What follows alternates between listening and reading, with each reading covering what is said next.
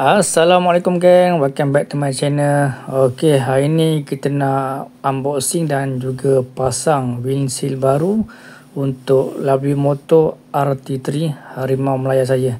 Okay, yang ni saya beli dekat kedai Orange daripada Pak Tam Kedah.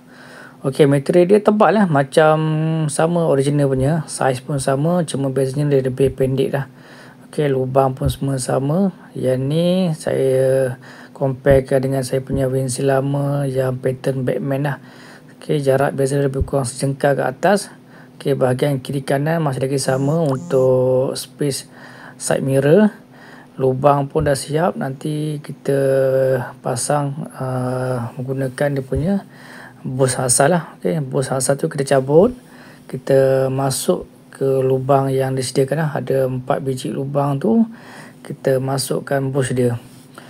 Okay, so kalau rasa susah sikit nak masuk tu, kita kena congkir tolak sikit lah dengan screwdriver, sebab dia punya lubang agak fit ya. Okay, pusing-pusing sikit sampailah dia boleh masuk. Okay, dah settle satu ni, ada lagi 4 bos perlu pasang. Lepas tu kita masukkan stopper yang satu lah. So kita cabut yang lama, masuk yang baru. Ok, dah siap pasang 4 biji. Lepas tu kita boleh pasang lah kepada kepala rimau kita.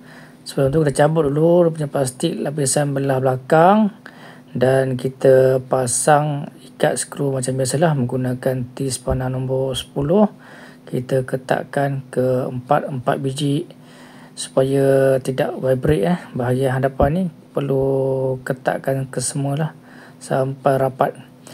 Alright, sebelum tu saya hampir terlupa, rupanya ada 2 biji lagi nut yang belum kita pasang, sebab dia punya windshield custom ni dia tak sama macam original. Kita boleh pasang tapak belakang. Jadi yang ni dia custom dan dia terus bagi satu nut yang disaluti dengan getah. Okey, kat lubang tu kita kena masuk lah, sama macam kita masukkan bos yang asal tadi. Pusing-pusing-pusing, kita masukkan nut yang telah disalut dengan getah. Okey, elok mekat dua tu. Okey, kita buka lapisan plastik bahagian depan, belakang kita dah buka tadi. Okey, dia akan nampak lebih cantik lah, lebih jernih.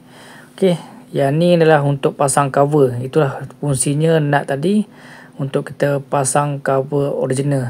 Okey, untuk 2 biji skru cover hadapan ni kita perlu tukar saiz yang lebih besar. Yang ni saya beli dekat kedai Mr. DIY.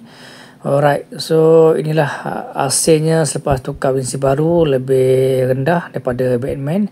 So warna dia lebih cerah lah daripada asal. Alright, so terima kasih menonton.